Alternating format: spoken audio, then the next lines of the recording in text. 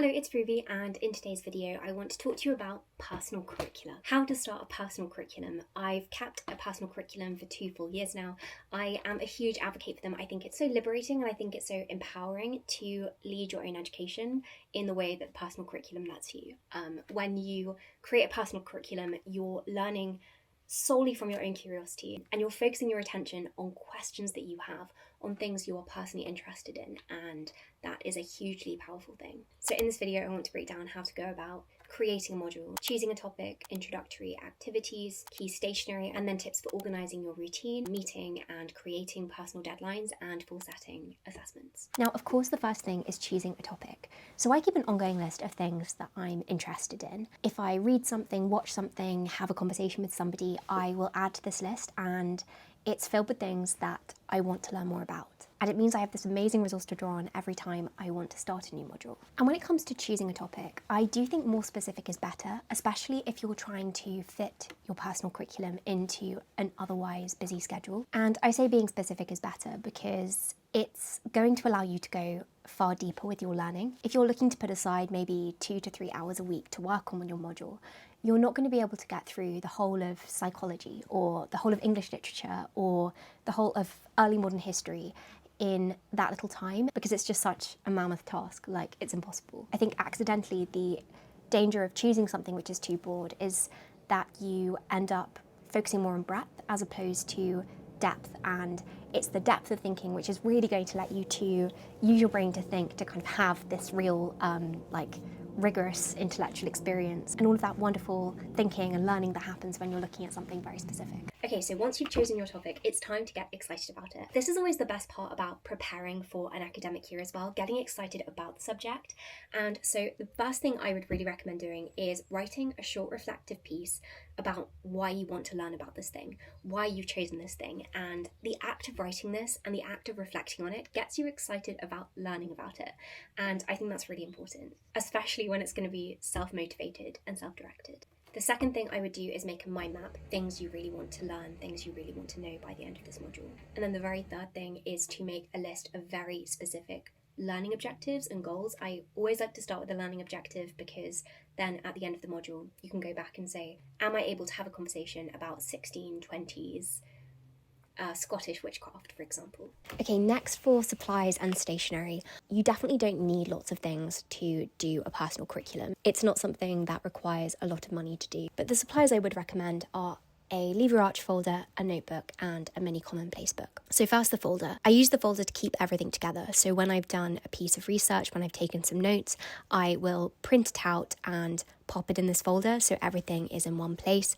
I like this because then I can read through my notes without using a screen, and I think it's really satisfying to see everything together. The second thing is a notebook. This is what I will use for little kind of reflective paragraphs on things I've read, for keeping a track of my thoughts and how they're changing over the course of the module. You might want to use this as an almost diary, chronicling what you're learning, how your thinking is changing over the course of the module. And if you don't decide to do things digitally, you might actually want to take notes from readings in here too. And then the third thing is a mini commonplace book.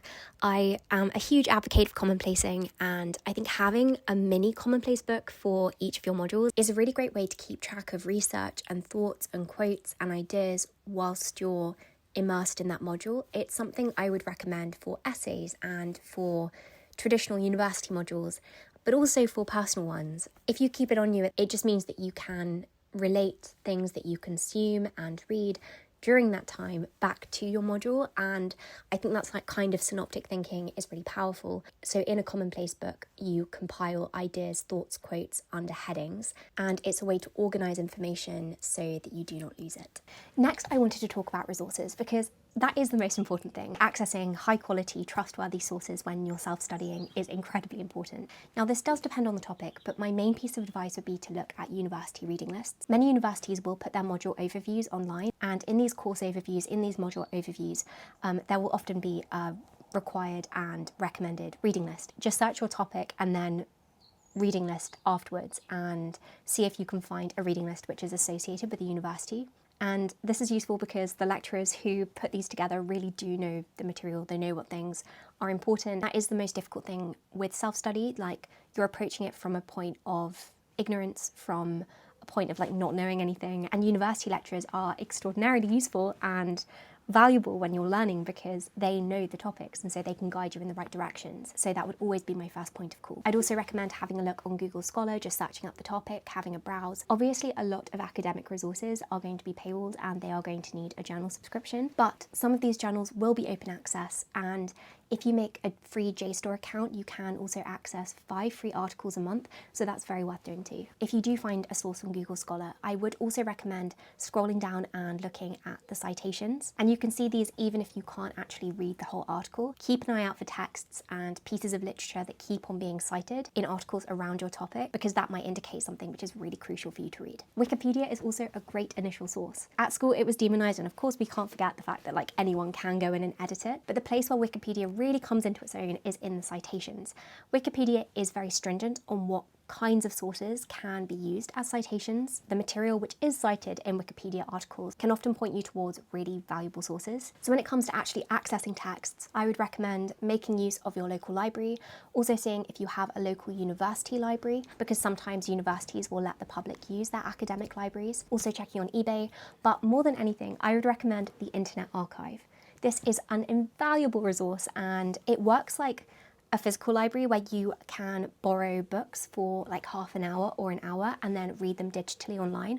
Most of them are facsimiles. There are so many textbooks, there are key academic texts, there are primary sources. The list honestly goes on and it's well worth signing up for a free account. I also wanted to do a quick deep dive into spotting reliable sources and finding good sources when researching, because we live in an age where we do have to be so skeptical of everything we see online because so much of it is written by AI. It goes without saying that if you are making a personal curriculum, please do not use AI for your research because AI hallucinates. It is not a trustworthy source. Always please use human sources when you are researching. So when you're identifying if something is a trustworthy source, the key thing is always to look at the person or organisation who is writing or posting this, and that key question of why they are. If you've got something which is being published by the British Library, by a university, by a museum, if it's part of an open access journal, that is something reliable, that is something you can trust. A top tip is always to scroll down and look for citations, because a trustworthy source is going to be citing the material that it's looked at, the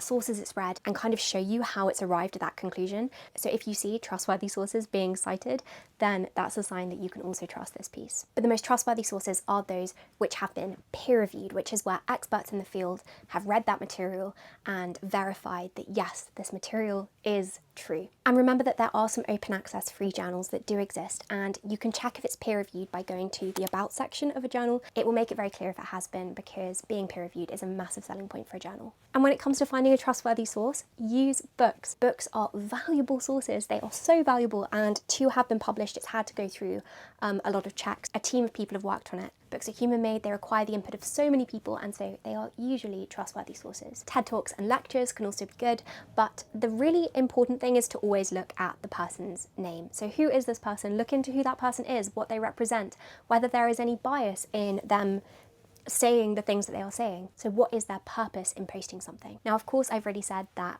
peer-reviewed journals, museums, libraries, these are trustworthy places to gain information. But I also don't think you can say that all blogs are point blank untrustworthy. But blogs do certainly require a level of critical thinking. So when you look at a blog post, think about it critically. Who is this person? Why are they writing it? Asking these questions can help you understand the source better, and you can still learn from it, but through the frame of who's writing. So for example, let's say you found an article by me about why you should use academic planners. Now, I do believe that academic planners are hugely powerful and great for students, but I also own a stationery company which sells academic planners, and so that introduces a level of bias.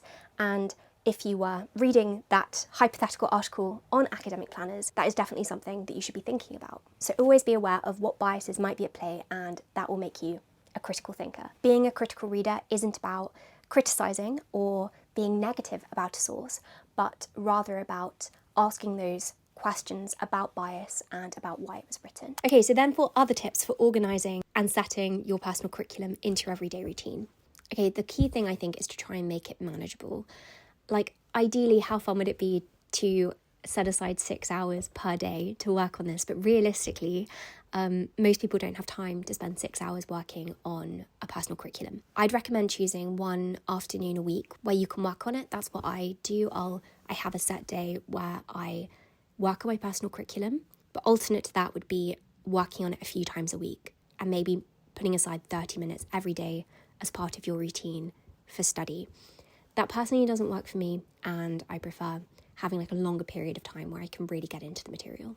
I also like to break down the module into 4 weeks with a different focus for each week, and I like this because it gives me a specific target for every week of the module. Now, once you've found all of your reliable sources, I think it's very useful to have a reading list. I find it especially useful to find one core primary text, which is possibly one that you kept on seeing cited or you found particularly interesting. But other than that one core text, to instead have a list of optional texts and recommended reading. But I haven't, in my experience, found that it's really useful to have a very strict reading list. So essays, books, articles, lectures, which look interesting, but when you put them on that list, there isn't actually a pressure to read all of them. And I say this because it can be really nice to let yourself lead with curiosity when it comes to the direction of your reading, because when you dive into it, you might find that your interest sways in a different direction to what you were expecting.